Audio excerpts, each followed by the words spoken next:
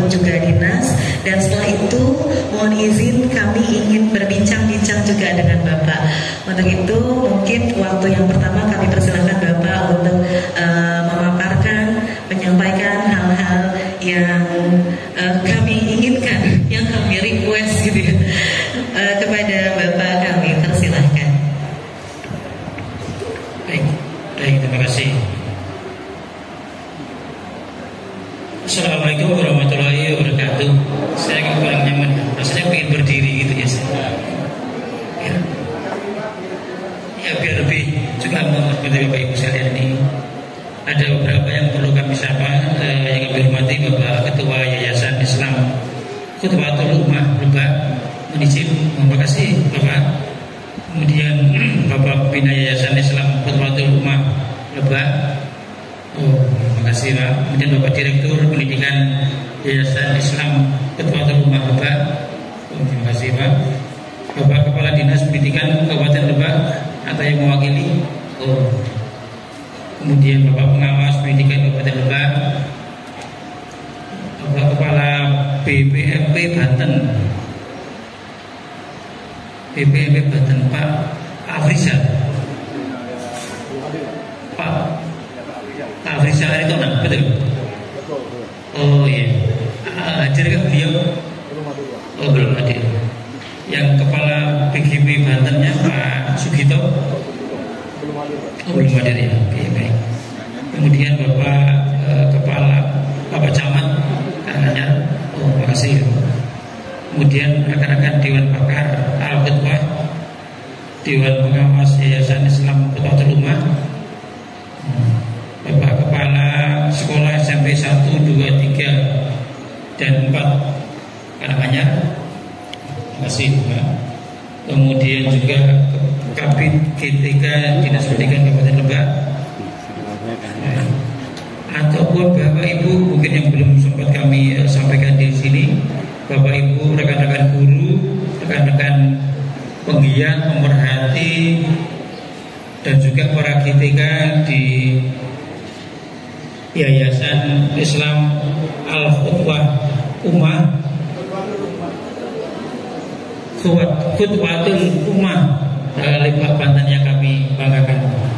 Puji syukur kita panjatkan kehadirat Allah Subhanahu wa taala yang pada kesempatan pagi hari ini alhamdulillah kami bisa bersilaturahmi dengan Bapak Ibu semua di Yayasan Islam Khutbatul Ummah ini. Saya memasuki lingkungan ini, beberapa ikon, beberapa narasi yang mengarah kebijakan tentang merdeka belajar itu sudah ditangkap. Bahkan tadi dari Bapak Dinas Pendidikan telah menyampaikan ada berapa tadi 3 sekolah penggerak ya, dari TK, SD dan SMA. Tepuk tangan untuk Pak Rumah. Demikian juga untuk guru penggeraknya. Guru penggeraknya ada berapa ini tadi? Ada berapa guru penggerak? 3, 4 Ibu. Angkatan berapa Ibu?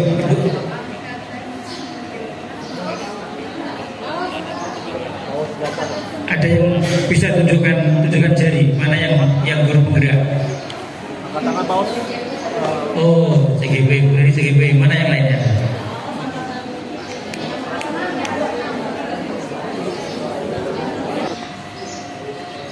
Dari rencana sekitar 1 juta yang akan diangkat menjadi ASN P3K, Mas Menteri menyampaikan kita hingga akhir tahun 2023 itu sudah diangkat sekitar 790.000 dari 1 juta yang rencananya akan diselesaikan. Artinya apa Bapak Ibu sekalian? Spirit semangat kami untuk bisa memperbaiki tidak hanya pada aspek kesejahteraan begitu ya, tetapi juga pada aspek kompetensi diharapkan bisa lebih baik. Kalau kita bicara tentang rekan-rekan guru honorer kan masih ada beberapa yang dalam hal pemenuhan kebutuhan, pemenuhan kesejahteraannya itu masih sangat terbatas. Setidaknya Bapak Ibu, kalau kemudian dengan ASN P3K itu minimal UMR-nya dapat, setidaknya itu. Dan tentunya tergantung juga kepada masing-masing pemerintah daerah untuk bisa memberikan stimulan-stimulan, insentif-insentif yang diharapkan bisa membantu rekan-rekan guru dalam dedikasinya. Dan perlu diketahui Bapak sekalian, formasi untuk ASN P3K ini sungguh sangat tergantung kepada formasi yang disiapkan oleh pemerintah daerah dari BKD setempat atau BKPSDM setempat. Artinya ada beberapa pemerintah daerah yang kadang masih kurang secara optimal menyediakan formasi yang dibutuhkan. Pertanyaannya adalah kenapa demikian gitu ya. Ternyata usut punya usut ada beberapa pemerintah daerah yang ini masih belum teralokasikan anggaran untuk rekan-rekan ASN P3K ini. Kadang-kadang masih menjadi prioritas untuk program yang lain. Bisa jadi untuk ini kami saat ini lagi pembangunan fisik, infrastrukturnya masih dibutuhkan lebih, sehingga untuk SDM-nya belum secara maksimal dialokasikan. Hal seperti ini Bapak sekalian yang terjadi. Terus terang kami sangat berharap kolaborasi sinergi dengan Kemendikbudristek, kemudian juga dengan rekan-rekan dari pemerintah daerah, kemudian dari BKN, dari Menpan RB, itu sangat ditunggu sekali, sehingga penuntasan ASN P3K ini bisa kita maksimalkan. Selamat datang.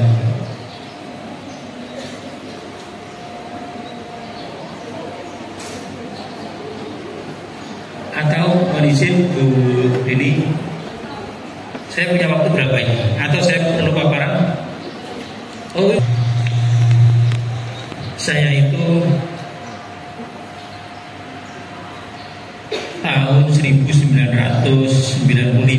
Kalau ini tadi yayasan tahun 1994 ya Pak Haji. Saya 95 ini sudah duluan begitu ya. Saya 95 itu seperti Bapak Ibu mengajar di sebuah SMP. Saya guru matematika waktu itu di SMP yang terpencil statusnya.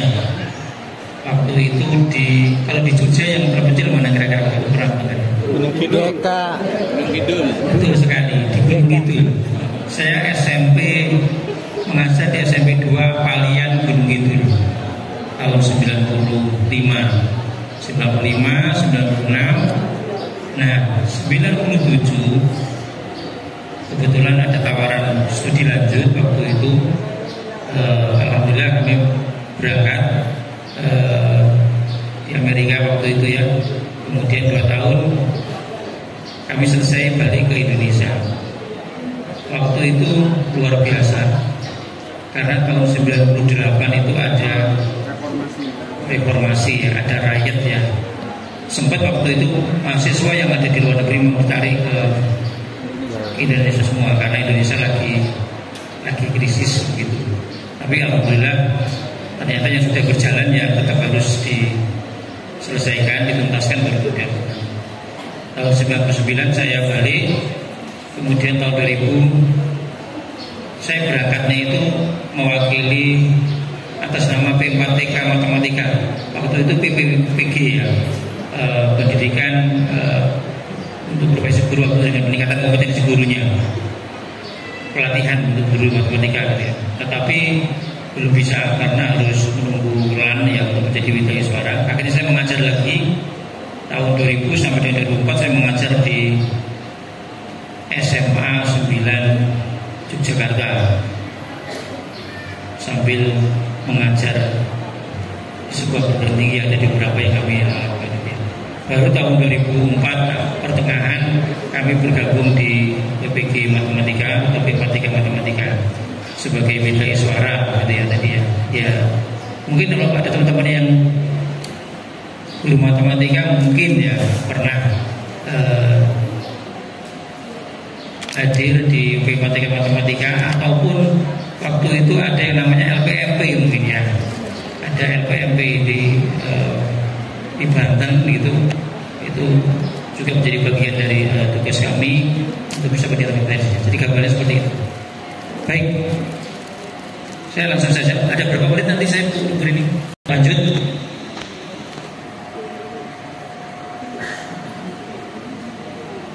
Ya, sebentar. Ini Ibu sekalian. Mungkin Bapak Ibu sering mendengar begitu ya. Bagaimana sih yang namanya kebijakan Merdeka Belajar itu begitu ya. Kebijakan Merdeka Belajar yang diusung oleh Mas Menteri, kalau kita melihat adalah spiritnya adalah ingin mewujudkan pendidikan yang berkualitas bagi seluruh rakyat Indonesia. Kenapa demikian? Kalau kita merujuk dari pemangku kepentingan terkait, entitas yang ada mulai dari keluarga, guru, masyarakat, kemudian juga industri, dunia industri gitu ya, kemudian rekan-rekan di lembaga pemerintahan yang terkait, perlu untuk bersama-sama berkolaborasi mewujudkan pendidikan yang berkualitas itu.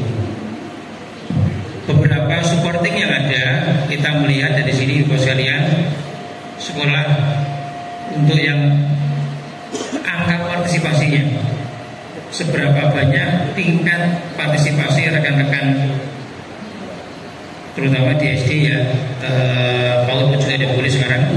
Kemudian ada wajib belajar, Ibu sekalian ya, wajib belajar 9 tahun mulai dari SD kemudian SMP.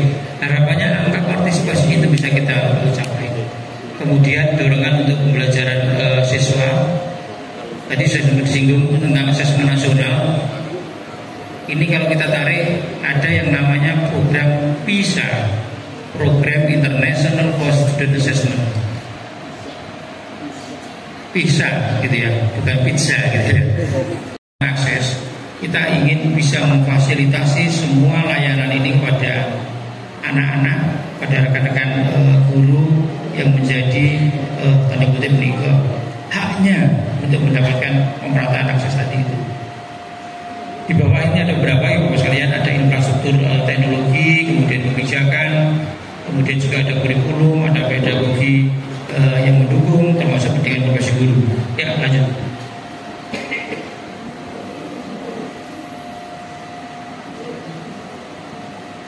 Ya, ini prioritas di bidang pendidikan.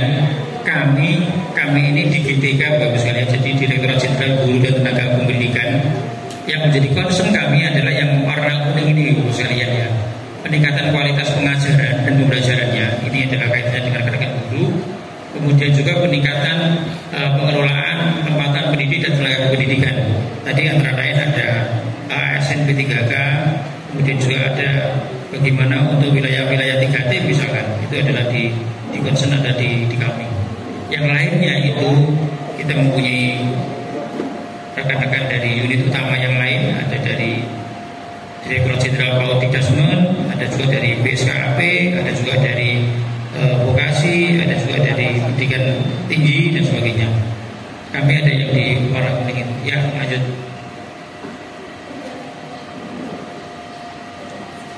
Ya, inilah tadi Ibu sekalian yang menjadi concern kami yang di warna hijau itu. Tadi ada disebutkan sekolah penggerak, ada guru penggerak, kemudian ada asesmen nasional, ada pendidikan profesi guru, kemudian ada penguatan mapel perubahan iklim, kesehatan dan sebagainya. Itu adalah yang menjadi wilayah garapan kami di Ditjen GTK. Ya, lanjut. Kalau Bapak Ibu mencermati, ada 26 episode Merdeka Belajar, ya kan? Dimulai yang pertama episode Merdeka Belajar. Bapak Ibu masih ingat apa itu Bapak Ibu? Yang pertama kali, antara lain mohon maaf, digantikannya atau dihapuskannya UN menjadi AN, ya kan? Kemudian yang kedua, salah satu diantaranya bahwa RPP tidak harus mumat. RPP lah.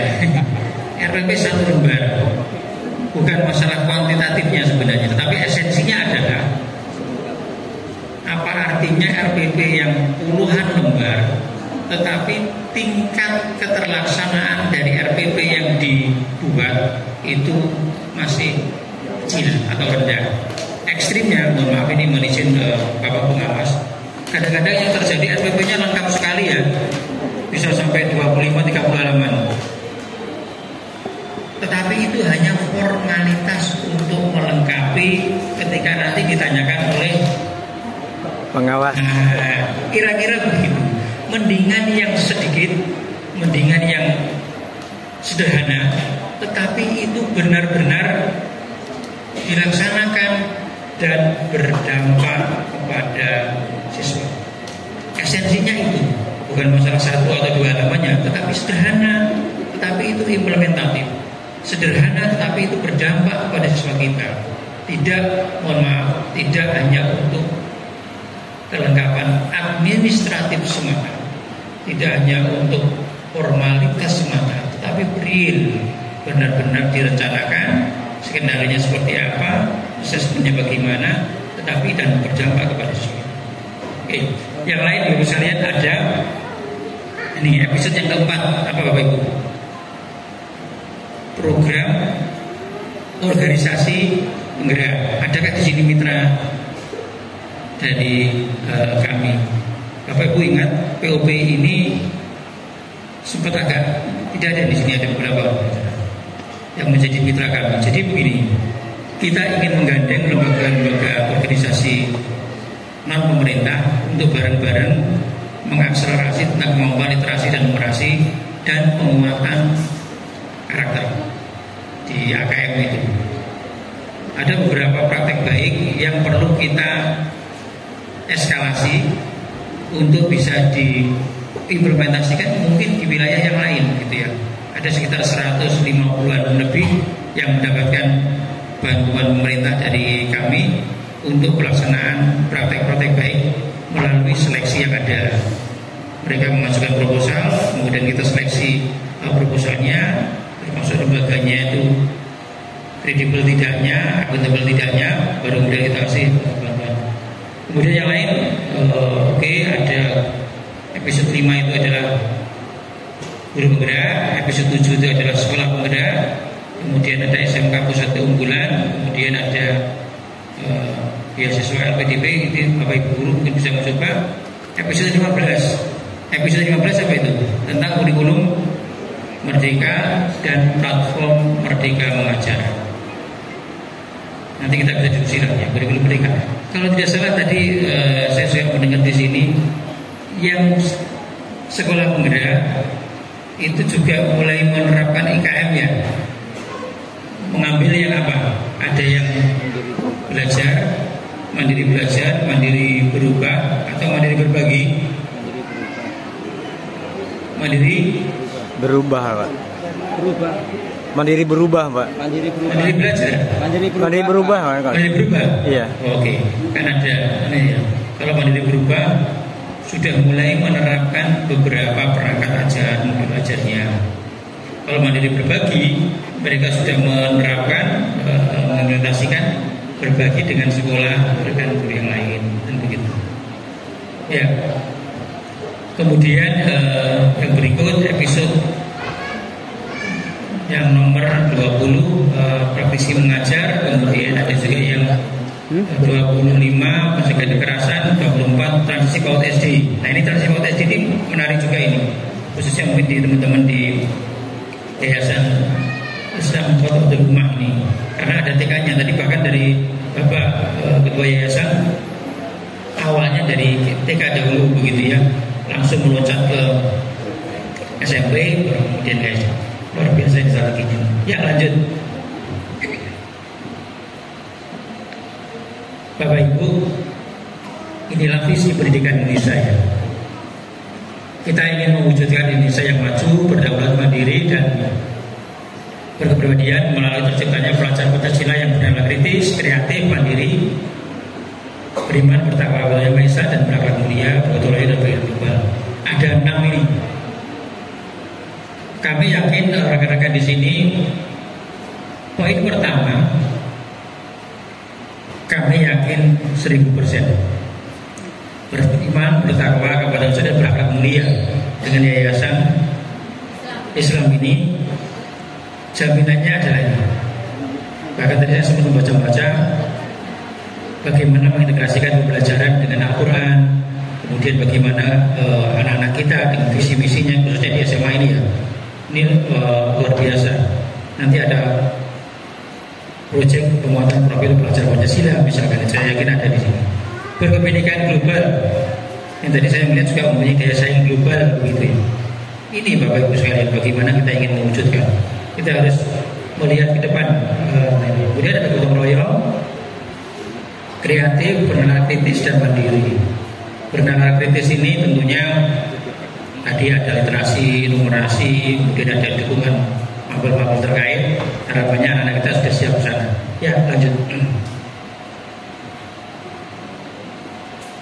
Ya, ini Bapak Ibu sekalian, kita ingin mewujudkan program pasar Pancasila ya.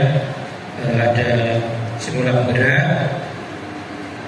Profil pelajar Pancasila itu harapannya bisa terbentuk melalui entitas yang ada.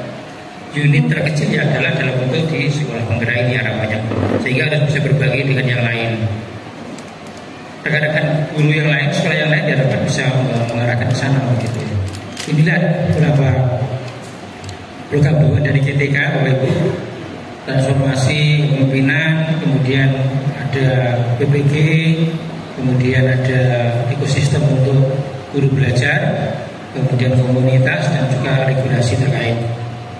Ini di sini adalah bagian dari kami menjadikan guru sebagai pemimpin pembelajaran, rekan penggerak tadi ya, sebagai agen transformasi pendidikan. Ya, lanjut. Ini menjadi concern kami 3 poin ini Bapak sekalian. ASN P3K tadi ya, kemudian untuk tata kelolanya PPG, guru penggerak, implementasi kurikulum merdeka, platform merdeka mengajar, ada BPGP, dan juga untuk program terus bergerak. Ya, lanjut. Ya, lanjut. Ini programnya untuk khususnya untuk tahun 2024 Bapak Ibu. Ini tadi saya katakan yang ASN P3K ya. Ya, lanjut. Ya, stop. Jadi yang sudah kita rekrut menjadi ASN P3K itu 794 ribu, maaf sebentar itu ya. Ini tambah 1.254.000.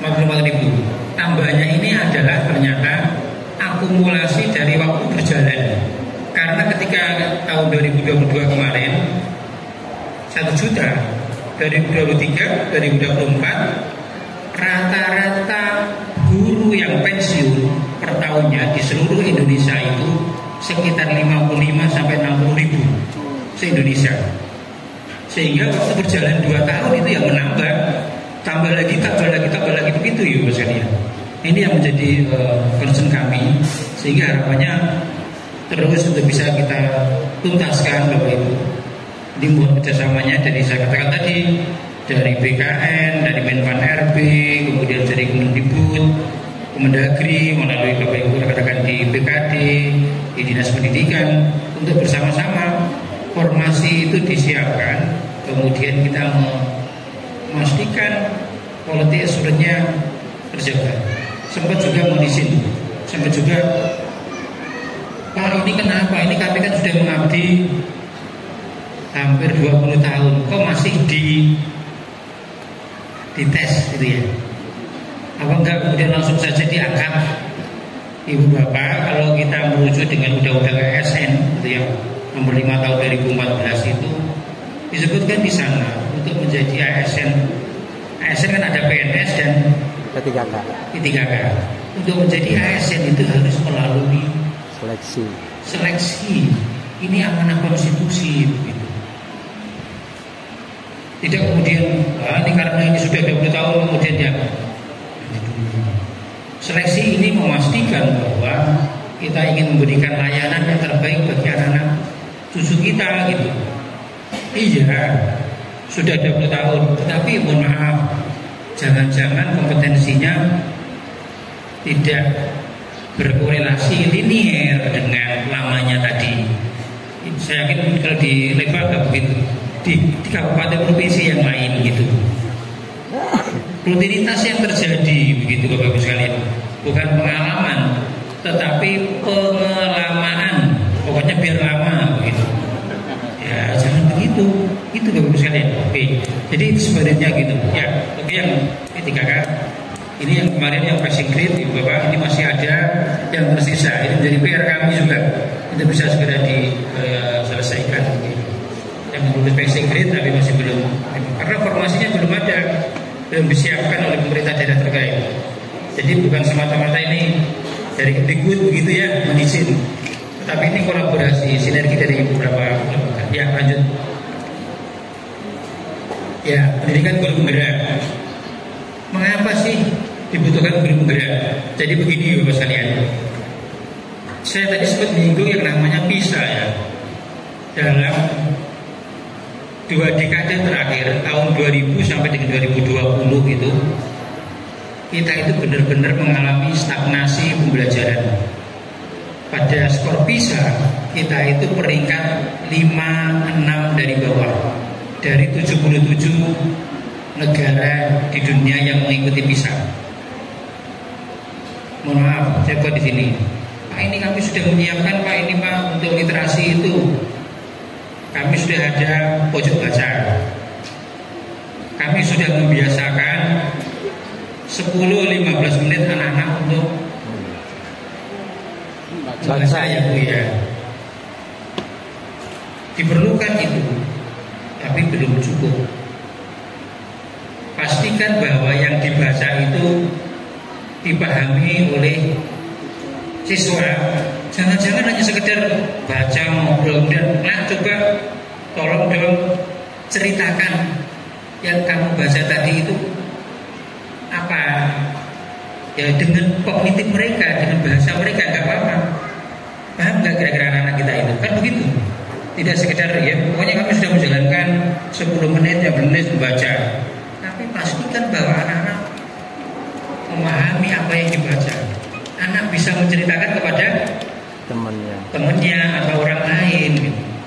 Jadi sudah mengarah kepada yang namanya higher order thinking skill-nya, gitu ya.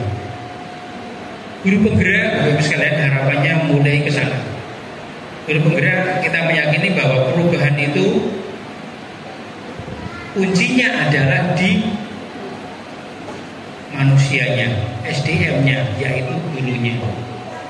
Guru itu, Bapak Ibu sekalian, kalau kita ingin melihat, kira-kira sekitar 30-40% intervensinya untuk bisa memperbaiki kualitas pembelajaran. Dari beberapa ahli menyebutnya sekitar 35% begitu ya. Dan ini yang perlu kita lakukan. Sayangnya, kadang-kadang guru itu kalau sudah dilatih, sudah dibimtek, sudah ditingkatkan kompetensinya, begitu pulang ke sekolah, gimana Pak?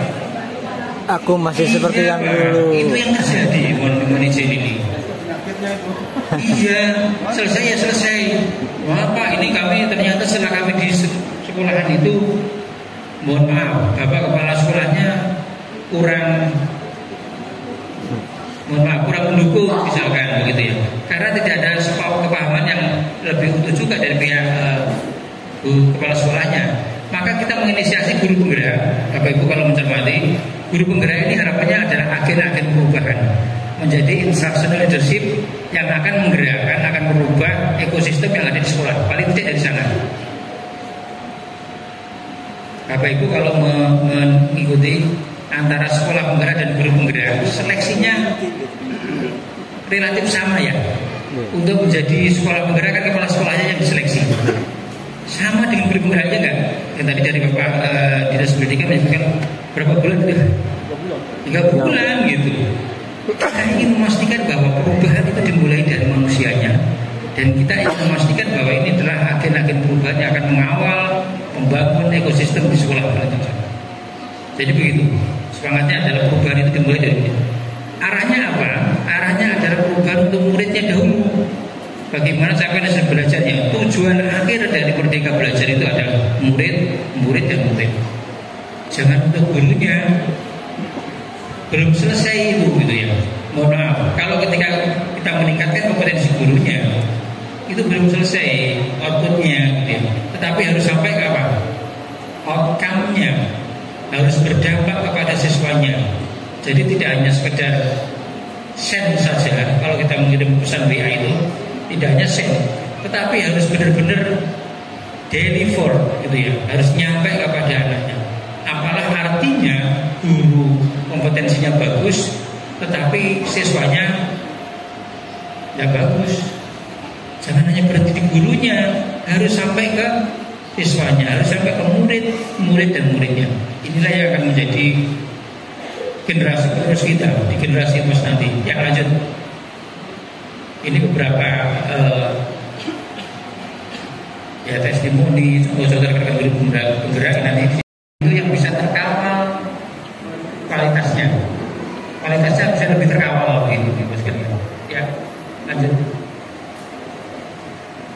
Ya ini masih lanjut. Arahnya nanti PPG melalui ASN tadi itu kita integrasikan ke sana. Jadi sedang dengan Menpan RB sedang memproses untuk hal itu. Ya lanjut.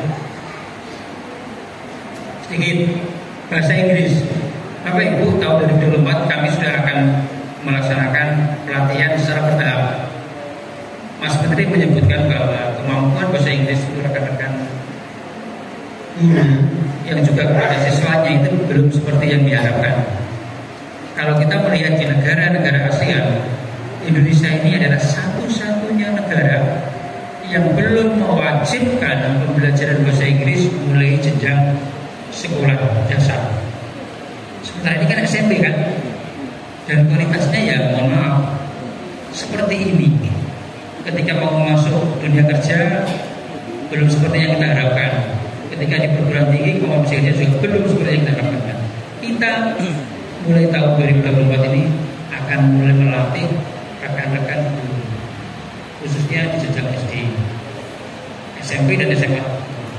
Tahun 2027 insya Allah ini sudah menjadi komitmen kami.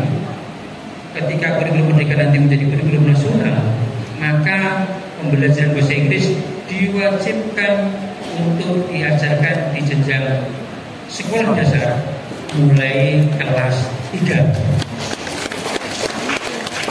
Insya Allah tahun 2027. Nah, dari sekarang kita harus menyiapkan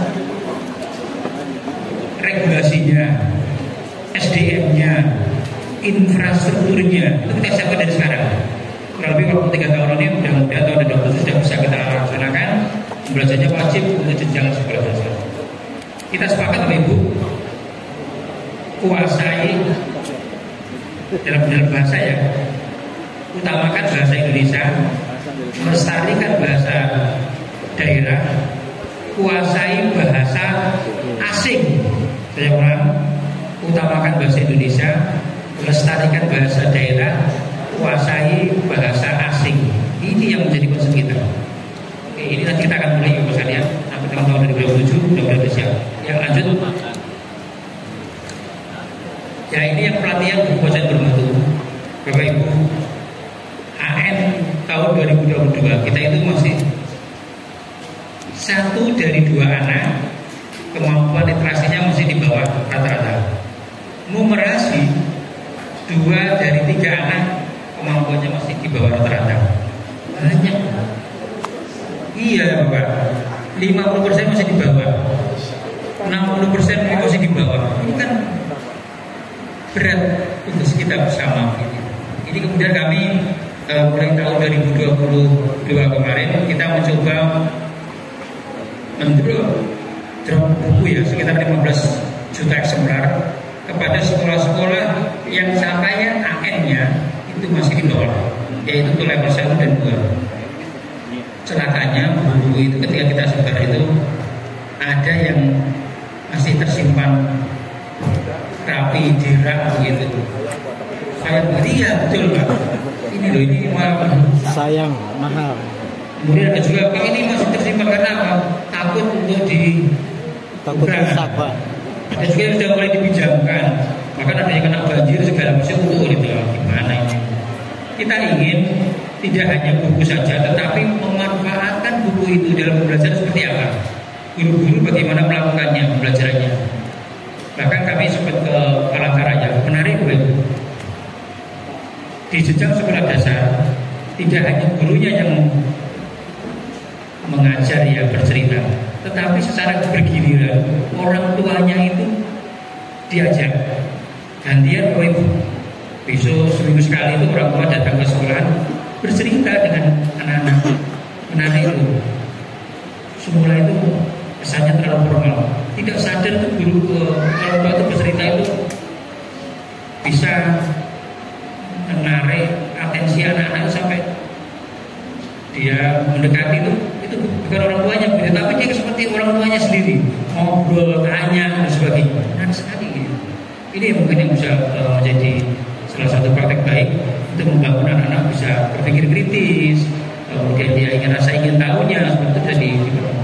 Ya kita akan melakukan ini Bapak sekalian tahun 2024. Ya lanjut. Saya punya waktu berapa? Masih berapa? Kita sebetulnya untuk yang ini sudah